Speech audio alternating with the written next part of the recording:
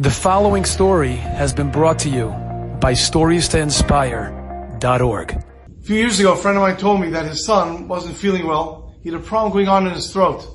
He wasn't talking properly, it was hurting him. And he went to a few doctors and finally found a surgeon who said, it's not a big deal, there's a surgery that they can do and it'll be okay. But the success really counts on the care afterwards, which means after the surgery, for at least 2 weeks, the child, he was an 11-year-old boy at the time, can't talk, not even a word. Can't do, when the washing ritual for Shabbos. No, nothing. He can't have a peep. And then we'll ascertain after that what needs to be done. They explained it to the boy. Of course, he agreed. My parents agreed. They had the surgery, and it worked out well. And then the doctor reminded him, listen, for the next 2 weeks, not a peep. You'll come back after 2 weeks, and we will see what we need to do further. So for 2 weeks, he didn't say a word. They went back to the doctor. The doctor said, it's healing wonderfully. You have to come back in another week. Don't talk.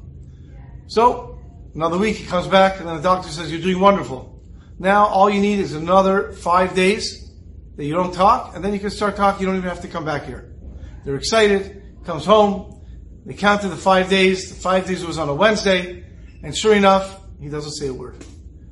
The parents go over to him, you can talk now. Say something, talk softly. Can't say anything. Okay.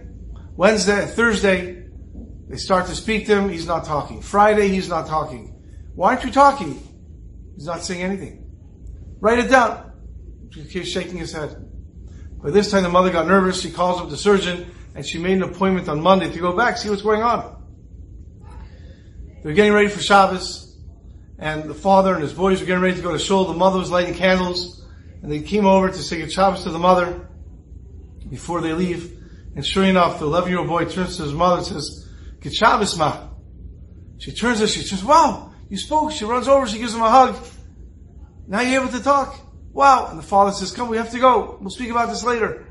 And they went to shul. On the way to shul, the father turns to him and says, so you're able to talk. Why didn't you speak yesterday? Is everything okay? Does your throat hurt? He looks at his father and says, Dad, my throat doesn't hurt. You're right. I was able to talk a few days ago. But I wasn't allowed to talk for almost a month. So I thought to myself, if now I'm able to talk, wouldn't it be a beautiful covered Shabbos to have my first words that come out of my mouth be on Shabbos and to say good Shabbos? So even though I was able to talk on Wednesday, I wanted to wait so I can use my first words l'kavod Shabbos.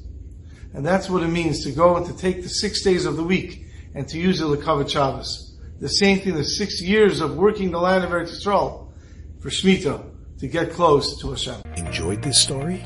Come again. Bring a friend. StoriesToInspire.org